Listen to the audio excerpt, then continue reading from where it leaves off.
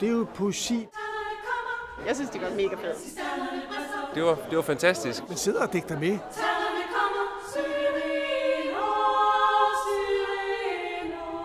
Og genopleve sin egen by. Det falder med, at Aarhus er så forfærdeligt mange ting. Stjernerne brister, stjernerne kommer, stjernerne brister, stjernerne kommer, syrener, syrener.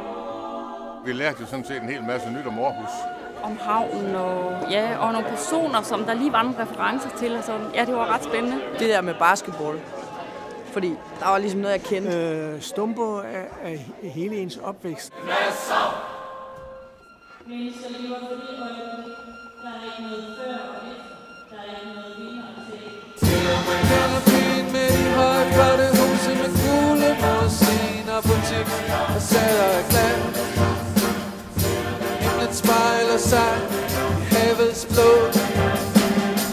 Jeg hører byens stemme som et lille barn, der visker i mit øre. Se de store linjer og de små detaljer. Se de små detaljer. Aarhus skal være en mangfoldig by med plads og fornyelse. Aarhus er en baddie, sjov og ung, nede på jorden og cute. Som et kæmpestort klaver, uden andre lyde end den ene. Dum, dum, dum, dum, dum. Det er lyden af Aarhus. Lyset i ren på byens dag finder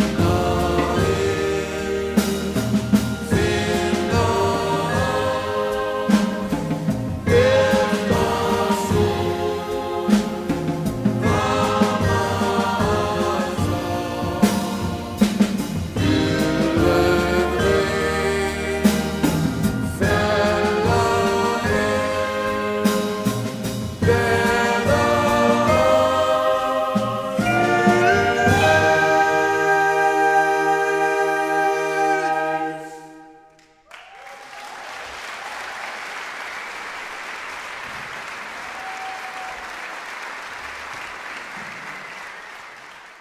Berigende og inspirerende. Helt fantastisk. Aarhus er Rigskov og Øgaderne, Brabrand og Gellerupplanen. Se mærketræerne ved Moesgaard Strand. Aarhus er så mange ting.